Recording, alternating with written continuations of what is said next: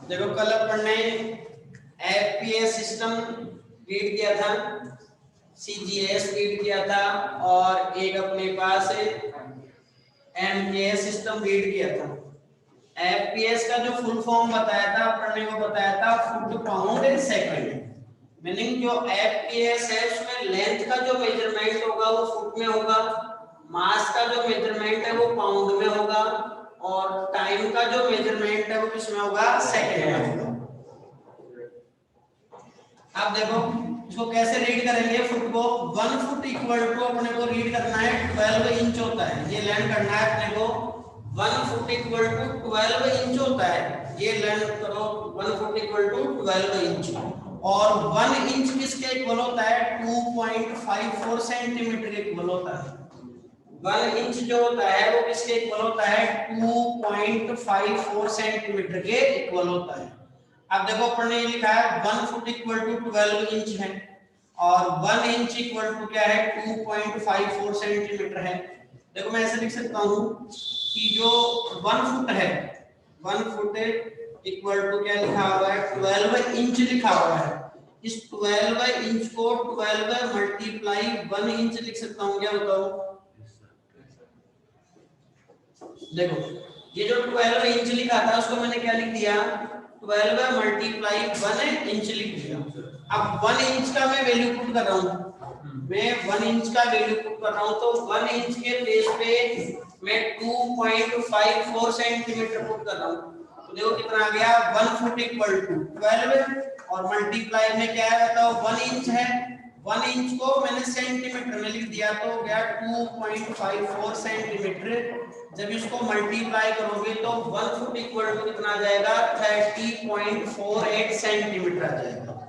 Near about अपन कह सकते हैं 30 सेंटीमीटर एंड हाफ सेंटीमीटर, इसको ऐसे कहा जा सकता है 30 centimetre and half centimetre. Half का मीन 0.5, नियर अबाउट 0.5 हो गया है, नियर अबाउट 0.5 हो गया, मीन हाफ सेंटीमीटर हो गया।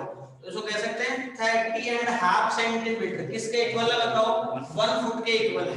अब कोई अपने को पूछे भाई 1 फुट कितना लेंथ है, तो अपन क्या बताएंगे उसको कि 30 centimetre and half centimetre, meaning 30.48 centimetre. इसको मीटर में कन्वर्ट करना है। देखो मीटर में कैसे कन्वर्ट करेंगे समझो, ये लिखा है अपन ने, देखो यहाँ लिखा हुआ है 1 फुट इक्वल टू, समझना मेरी बात को ध्यान से, 1 फुट इक्वल टू क्या लिखा हुआ है बताओ, 30.48 सेंटीमीटर लिखा हुआ है। मैं सेंटीमीटर को मीटर में कन्वर्ट करना चाह रहा हूँ, सेंटीमीटर को मीटर में कन्वर्ट करना चाह रहा हूँ तो डिवाइड बाय 100 करना पड़ेगा मेरे को, और सेंटीमीटर किस में कन्वर्ट हो जाएगा बताओ, मीटर में कन्वर्ट हो जाएगा। सेंटीमीटर मीटर में कन्वर्ट हो जाएगा, डिवाइड बाय 100 करूंगा। 100 का मीनिंग ये पॉइंट शिफ्ट हो जाएगा टू प्लेस, तो बताओ ये कितना आ जाएगा, ये पॉइंट यहाँ आ जाएगा, इसका मीनिंग ये आ गया 0.3048 मीटर। इतनी बात क्लियर है। अब देखो मेरे को 1 मीटर का वैल्यू फाइंड आउट करना है, मेरे को 1 मीटर का वैल्यू फाइंड आउट करना है। तो ये जो लिखा हुआ है अपने पास 0.3048, इसको डिवाइड में ले जाओ तो ये आ गया 1 फुट लिखा हुआ है और इसको मैं डिवाइड में लिया है, इसको डिवाइड में लिया है तो 0.3048 ये डिवाइड में आ गया और इसके मल्टीप्लाई में 1 तो लिख सकते हैं, मीनिंग यहाँ क्या लिखा हुआ है बताओ, 1 मीटर लिखा हुआ है तो ये 1 मीटर आ गया। जब इसको डिवाइड करोगे 1 को किससे डिवाइड करोगे बताओ, 1 को जब 0.3048 से डिवाइड करोगे तो ये कितना आएगा बताओ, 3.28 फुट आएगा। मीनिंग 1 मीटर किसके इक्वल लिख सकते हैं अपन, 3.28 फुट के इक्वल लिख सकते हैं। ये अपने पास अपन ने पढ़ लिया भाई फुट क्या होगा। भाई फुट को अपन एक्सप्लेन कर सकते हैं इजी वे में, किसी को समझा सकते हैं फुट को क्या, कि जो 1 फुट होता है वो 30.48 सेंटीमीटर होता है, near about 30 and half centimetre होता है। हाफ का मीनिंग 1/2 कह दो या 0.5 सेंटीमीटर कह दो, है ना। जो अपना स्केल आता है वो कितने सेंटीमीटर का होता है, 15 सेंटीमीटर का होता है। तो दो कंप्लीट स्केल, जो छोटे वाला स्केल आता है ना, स्केल एक बड़ा भी आता है उससे, लेकिन वो 15 सेंटीमीटर वाला स्केल है। तो दो स्केल मेजर कर लिए अपन, फिर 0.5 सेंटीमीटर और मेजर कर लो, है ना। तो तो वो कितना हो जाएगा बताओ, 1 फुट हो जाएगा। किसी को अपन एक्सप्लेन कर सकते हैं, समझा सकते हैं, मेजर भी कर सकते हैं उसको। ऐसे ही मैंने उसको मीटर में कन्वर्ट करना बता दिया, तुम्हारे को मीटर में कैसे कन्वर्ट करना है। अब अपन चलते हैं पाउंड पे। देखो अपन ने उसमें ये रीड किया एफपीएस में कि जो मास का यूनिट है, मास का यूनिट जो यहाँ है वो पाउंड यूज किया गया है। मास का जो यूनिट है वो पाउंड यूज किया गया है। देखो 1 पाउंड इक्वल टू क्या लर्न करना है अपने को, 0.4535 केजी। 1 पाउंड इक्वल टू क्या रीड करना है अपने को, 0.4535 केजी रीड करना है। मैं और इसको थोड़ा सा एक्सप्लेन करूं तो देखो केजी को ग्राम में कन्वर्ट कर लो, ये जो किलोग्राम है इसको ग्राम में कन्वर्ट करो। तो देखो 1 पाउंड इक्वल टू क्या लिख सकते हैं बताओ, किलोग्राम को ग्राम में कन्वर्ट करेंगे तो 1000 से मल्टीप्लाई करना पड़ेगा, और 1000 से जब ये मल्टीप्लाई होगा तो ये जो पॉइंट है वो 3 प्लेस शिफ्ट हो जाएगा, तो ये हो जाएगा 453.5 और 1 ग्राम हो गया। ये किस में आ गया बताओ, ग्राम में आ गया। एक बात समझो, 1 पाउंड कितने ग्राम के इक्वल होता है बताओ, 453.5 ग्राम के इक्वल होता है 1 पाउंड। कहने का मतलब अपन ऐसे नियर अबाउट में कह सकते हैं कि 450 ग्राम, नियर अबाउट में मैं राउंड ऑफ में ले रहा हूँ, 450 ग्राम कह सकते हैं अपन। किसके इक्वल है बताओ, 1 पाउंड के इक्वल है। एग्जैक्ट अपन ने बताया कितना है बताओ, 453.5 ग्राम 1 पाउंड के इक्वल है। किलोग्राम में अगर बताएंगे अपने तो कितना हो जाएगा, 1 पाउंड इक्वल टू हो जाएगा 0.4535 केजी हो जाएगा। अब देखो यहाँ नीचे क्या रिलेशन दिया है, 1 केजी इक्वल टू 2.20 पाउंड। कैसे आएगा देखो समझो इसको, 1 केजी इक्वल टू 2.20 पाउंड कैसे आएगा। देखो यहाँ से अपन ने ये लिखा है 1 पाउंड इक्वल टू 0.4535 केजी लिखा है। मैं एक बार लिख देता हूँ इसको, 1 पाउंड इक्वल टू लिखा हुआ है 0.4535 केजी लिखा हुआ है। अब देखो इसको डिवाइड में लाओ, केजी को वही रहने दो, इसको डिवाइड में ले आओ तो ये क्या हो जाएगा बताओ, 1 पाउंड इक्वल टू 1 पाउंड, ये डिवाइड में आ जाएगा वैल्यू, तो ये आ गया 0.4535 डिवाइड में आ गया, और यहाँ कितना आ गया बताओ, 1 केजी आ गया।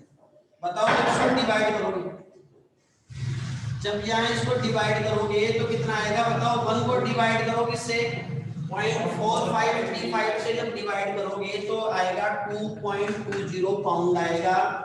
मीनिंग 1 केजी किसके इक्वल हो गया, 2.20 पाउंड के इक्वल हो गया। ये मैंने तुम्हारे को समझाया फुट और पाउंड। बताओ एक्सप्लेन कर सकते हैं अपन फुट और पाउंड को, इतनी बात क्लियर है भाई। फुट और पाउंड को अपन किसी को भी समझा सकते हैं और अपन खुद भी समझ सकते हैं। अब देखो इधर यहाँ लगाओ, नेक्स्ट जो अपना हेडिंग है, इसके बाद में अपना जो हेडिंग है साइड में लिखा हुआ है, वो हेडिंग देखो क्या है, while defining a base unit। कल अपन ने रीड किया था भाई, बेस यूनिट जो है या फिर जो स्टैंडर्ड यूनिट है, while defining a base unit or standard for a physical quantity। भाई किसी भी फिजिकल क्वांटिटी के लिए अपन ने बेस यूनिट या स्टैंडर्ड यूनिट जो डिफाइन किया है, the following characteristic must be considered। उसमें ये कैरेक्टरिस्टिक होनी चाहिए, उसकी क्या-क्या विशेषता होनी चाहिए, इसकी बात कर रहे हैं अपन। देखो तो फर्स्ट ये है, कहने का मतलब अपनी जो हेडिंग क्या है भाई, जो अपन ने बेस यूनिट रीड किया था उसमें क्या-क्या प्रॉपर्टी होनी चाहिए, क्या-क्या गुण होने चाहिए, क्या-क्या उसमें वर्च्यू होने चाहिए। देखो पहला तो ये है कि वेल डिफाइंड होनी चाहिए। वेल डिफाइंड का मतलब है उसको इजीली अपन एक्सप्लेन कर सके, उसको इजीली क्या कर सके, एक्सप्लेन कर सके। मतलब किसी को समझाना है वो यूनिट, तो इजी वे में उसको एक्सप्लेन कर सके। ऐसा नहीं कि अपन समझा ही नहीं पा रहे या कोई भी उसको समझा नहीं पा रहा है, तो ऐसा अपन यूनिट कंसीडर नहीं करेंगे। यूनिट कैसा कंसीडर करेंगे, वेल डिफाइंड करेंगे, जिसको इजी वे में एक्सप्लेन किया जा सकता है। सेकंड है इनवेरिएबिलिटी है, कंसिस्टेंसी है।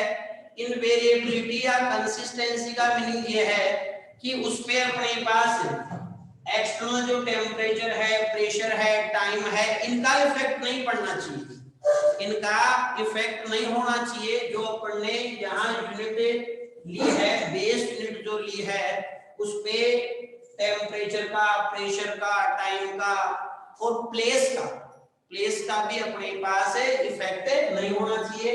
प्लेस का इफेक्ट का मीनिंग ये है कि अपने पास जैसे यहाँ इंडिया में 1 मीटर अलग है, और एक बार सपोज करो यहाँ अगर मान लो 1 मीटर अलग है और दूसरे कंट्री में 1 मीटर अलग है, तो फिर क्या हो गया बताओ, वो वेरिएबल हो गया, फिर वो इनवेरिएबिलिटी नहीं हुआ, वो कंसिस्टेंसी नहीं हुई उसमें।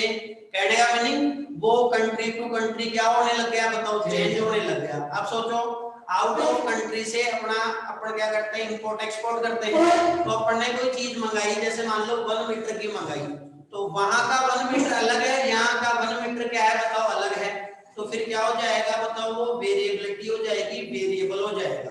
तो अपने को क्या करना है बताओ, कैसा यूनिट अपने पास लेना है, इसको बेस यूनिट लेंगे, क्या कैरेक्टरिस्टिक है इसमें, सेकंड है इनवेरिएबिलिटी है, इनवेरिएबिलिटी कह दो, कंसिस्टेंसी कह दो। कहने का मीनिंग वो अपने पास टेम्परेचर, प्रेशर, टाइम से इफेक्टेड नहीं हो, उसके साथ ही साथ प्लेस टू प्लेस भी चेंज नहीं हो। थर्ड है अपने पास एक्सेसिबिलिटी है, मीनिंग इजी अवेलेबिलिटी। कहने का मतलब इजीली वो अवेलेबल हो जाए, इजीली अवेलेबल हो जाए। जैसे अपने को क्या करना है, मास को मेजर करना है, मान लो घर पे कोई भी चीज है उसको मेजर करना है, तो अपन जो अपने पास जो तराजू लेके आते हैं वो इजी वे में अवेलेबल हो जाता है, मतलब 400-500 रुपए में वो तराजू आ जाता है अपने पास, वो डिवाइस आ जाती है। अब जैसे मान लो वो जो मेजरमेंट की डिवाइस है, मान लो 1 लेख की, एक बार सपोज करो, तो बताओ 1 लेख की है, तो फिर क्या हो जाएगा, उसको कई लोग खरीद पाएंगे, कई लोग उसको परचेज ही नहीं कर पाएंगे। समझ रहे हो मेरी बात को? तो अपन ने ये क्या बताया थर्ड में भाई, एक्सेसिबिलिटी का मीन इजीली वो क्या हो जाए बताओ, अवेलेबल हो जाए, ज्यादा कॉस्टली भी नहीं हो, ज्यादा कॉस्टली भी वो नहीं। फोर्थ जो है वो रिप्रोडक्टिबिलिटी है। रिप्रोडक्टिबिलिटी का मीनिंग ये है कि जैसे मान लो अपन ने यहाँ 1 मीटर बना लिया, इंडिया में 1 मीटर बना लिया, या मान लो स्टेट की बात करते हैं, राजस्थान अपन ने 1 मीटर का स्केल बना लिया, तो अब आउट ऑफ स्टेट जाएंगे तो भी वहां उसका प्रोडक्शन इजीली कर सके। ऐसा नहीं है कि जैसे मान लो प्रोडक्शन एक ही जगह से हो रहा है, समझो पूरे इंडिया में, जैसे मान लो स्केल एक ही प्लेस पे बनता है, तुम ये समझो, तो बताओ जब सब इतने लोगों के पास कोई स्केल जाएगा तो उसमें काफी टाइम लग जाएगा। कहने का मतलब कोई चीज अपने को सोचो अभी मेजर करनी है, अभी अपने को मेजर करनी है, अब वो अपने पास क्या होगा कि उस प्लेस से आएगा, तो हो सकता है 1 साल बाद आ रहा है, 1 ईयर आफ्टर आ रहा है ना। तो कहने का मतलब फिर वो ऐसा यूनिट अपने को नहीं लेना है, अपने को ऐसा यूनिट लेना है जिसका अपन रिप्रोडक्शन कर सके, मतलब हर प्लेस पे उसको बनाया जा सके, समझो हर प्लेस पे उसको बनाया जा सके, उसका रिप्रोडक्शन कर सके, उसको दोबारा से अपन बना सके। सोचो जो एक बार पहली बार जैसे मान लो 1 मीटर बनाया अपन ने उस लेंथ को, और वो अपने से लॉस्ट हो गया, मान लो खो गया अपने पास, वो खो गया, तो दोबारा उसका रिप्रोडक्शन अगर अपन कर सकते हैं तभी तो उसको बेस यूनिट मानेंगे, तो दोबारा उसका रिप्रोडक्शन अपन कर सकते। फिफ्थ ये है कन्वीनियंस इन यूज। यूज में वो कन्वीनियंस होना चाहिए। यूज में कन्वीनियंस का मीनिंग ये है उसको जिस जैसे मान लो अपन तराजू लेके आए है ना, उससे हर कोई मेजरमेंट कर पा रहा है, तो वो कन्वीनियंस इन यूज है। सोचो अपन जैसे तराजू लिए, अब अपने पास है, उससे अपन कोई चीजों को मेजर ही नहीं कर पा रहे, मेजरमेंट करने के लिए किसी अदर पर्सन को अपने को बुलाना पड़ रहा है। सोचो मेजरमेंट करने के लिए किसी अनदर पर्सन को या अदर पर्सन को अपने को बुलाना पड़ रहा है।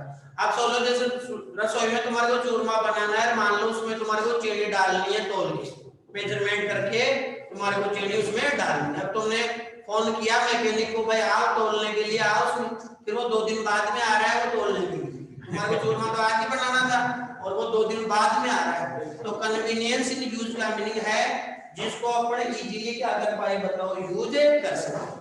भाई इतनी बात क्लियर है क्या, जो बोर्ड पे लिखा हुआ है कंप्लीट क्लियर है क्या? बताओ किसी को अगर कोई डाउट हो तो पूछो फटाफट से।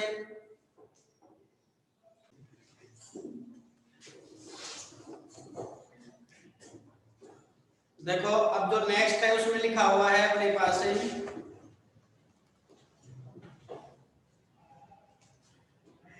नेक्स्ट में लिखा हुआ है एसआई लिखा हुआ है, इंटरनेशनल सिस्टम ऑफ यूनिट्स है। एसआई का जो फुल फॉर्म है सिस्टम ऑफ इंटरनेशनल कह सकते हैं या इंटरनेशनल सिस्टम कह सकते हैं। देखो अपन ने जो एमकेएस सिस्टम रीड किया है, एमकेएस जो सिस्टम रीड किया है उसी का ये अपने पास एक्सटेंडेड फॉर्म है। एमकेएस जो सिस्टम है उसमें कितने यूनिट है अपने पास, 3 यूनिट है, उसमें 3 यूनिट है एमकेएस में अपने पास 3 यूनिट है। एक तो किसका है बताओ, मास का है, मास का तो किलोग्राम है, और लेंथ का मीटर है, और टाइम का सेकंड है। उसी को अपन ने एक्सटेंड किया है, उसी को एक्सटेंड करके अपन ने एसआई सिस्टम बनाया है।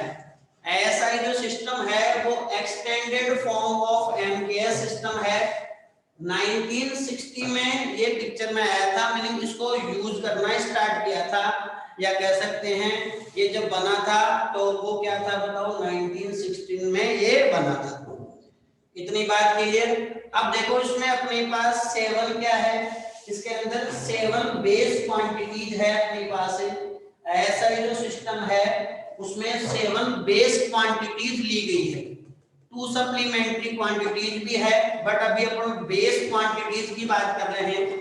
सबसे पहले लिखा हुआ है, सीरियल नंबर है 7 तक, फिजिकल और बेस क्वांटिटी। यहाँ लिखा है एसआई यूनिट, यहाँ लिखा है सीजीएस यूनिट, और अपने पास ये सिंबल लिखा है, ये नोटेशन लिखा है। तुम्हारी जो बुक है उसके अंदर ये सीजीएस वाला कॉलम भी नहीं है और नोटेशन वाला कॉलम भी नहीं है। तुम्हारी बुक के अंदर आगे डेफिनेशंस भी लिखी है, बट इनकी डेफिनेशन रीड करने की अपने को जरूरत नहीं है क्योंकि ये यूज नहीं होती। अब देखो अपने को जो सबसे पहले फिजिकल क्वांटिटी है वो है मास, उसका जो ऐसा यूनिट है वो किलोग्राम है, सीजीएस यूनिट जो है वो ग्राम है, सिंबल जो है, सिंबल जो है ये मैंने एक्स्ट्रा ऐड कर दिया है, यहाँ इसका मीनिंग नहीं है अपने पास, यहाँ तो अपने को ऐसा यूनिट से मीनिंग है, बट मैंने एक साथ ऐड कर दिया है। अगर तुम्हारे को लर्न रहे तो बताओ, जो मास है उसका सीजीएस सिस्टम में जो यूनिट होगा वो ग्राम होगा।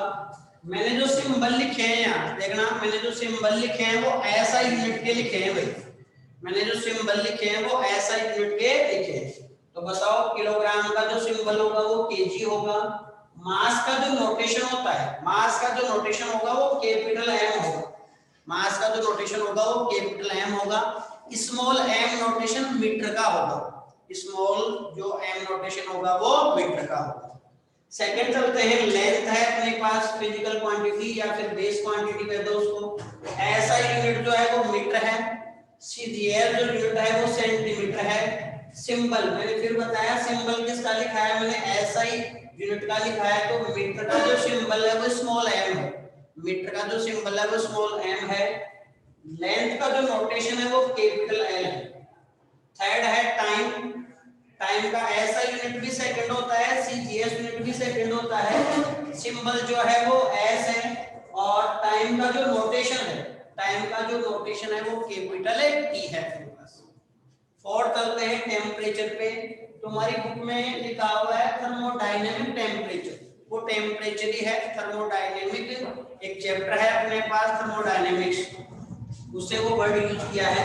बट तुम तो टेम्परेचर रीड करोगी, टेम्परेचर का क्या है अपने पास है, टेम्परेचर का जो ऐसा यूनिट है वो केल्विन है, सीजीएस यूनिट है वो डिग्री सेंटीग्रेड या डिग्री सेल्सियस भी कह सकते हैं, मैंने सेल्सियस नहीं लिखा है यहाँ तुम सेंटीग्रेड के प्लेस पे सेल्सियस भी यूज कर सकते हो, मीनिंग डिग्री सेंटीग्रेड या डिग्री सेल्सियस। नोटेशन है 0 लिखेंगे और फिर क्या लगा देंगे बताओ, सी लगा देंगे, डिग्री सेंटीग्रेड या डिग्री सेल्सियस उसको रीड किया जाएगा। और जो अपने पास केल्विन है उसका यूनिट के है।